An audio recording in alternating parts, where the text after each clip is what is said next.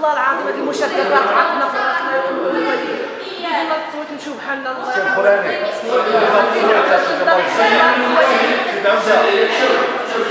لكن على جبل العمل تديروا فيه القرارات مع الاكراهات اللي تنعيشوا فيه وحنا تنصدر نعاودوا اننا نخليو ونسدوا الوجه المال ديالنا امام المواطنين باش نكملوا هذا الاستمرار ديال هذا المجلس هذا بالسلبيه ديالو والايجابيه ومع ذلك مازال تنتظروا الاخوان فيه وتحترموا الناس اللي تيذكروا هذا المجلس.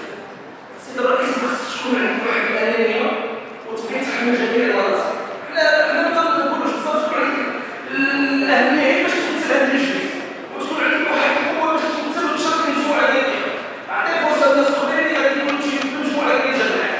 مع العلم عندك اشكاليه انت السيد الرئيس، اشكاليه ديال المشكل ديال المحاكم اللي انتم حاليا تتخطوا فيها، ولا يعقل اننا حنا غنصوتوا عليك السيد الرئيس ويمكن نخليو نعرقلوا السير ديال مجموعه من الجماعات اللي غادي يدخلوا. حنا السيد الرئيس حنا ما تنشكوش وما حنا تنقولوا الله يجازيك بخير السيد الرئيس، استنى فتح فرصه للناس اخرين اللي ترشحوا. حنا راه ماشي الهدف ديالنا اننا نفرضوا المرشح ولا نفرضوا، حنا تنتج واحد اللي يمثل الجماعه ويكون في الاهل المستوى ديال التمثيليه ديال الجماعه. مع العلم ان مجموعه الجماعات غادي يكون المقر ديالها على مستوى مدينه فاس. وما هو مستوى تفكيرك وما تتمناه المدينه. اما نحن في دوله الحق القانوني قضاء يحمله ونحن لا كامل الشيء عشان يكون ولكن الشيء داخل المسجد وتنبليك حسب الله من المدينه والسلام. مقرر التنظيم الخاص بانتداب ممثلي جماعة فاس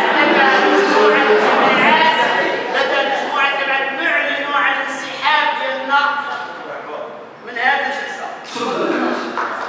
استكمالا للمسار اللي بان الاخ السمحي كذلك نعلن الانسحاب ديالنا ونؤكد انه مدينة فاس في اطار هذا التحالف لا زالت مصرة على ادخال التنمية في مدينة فاس بنفق مسدود في غياب اي قدره على تسويق احد من النواب على اعتبار انهم كلهم تخلوا على المهام ديالهم وفي غياب الرغبه على انفتاح الكفاءات من داخل المجلس. فنقول نحن من دورنا حسبنا الله ونعم الوكيل فيه. يلا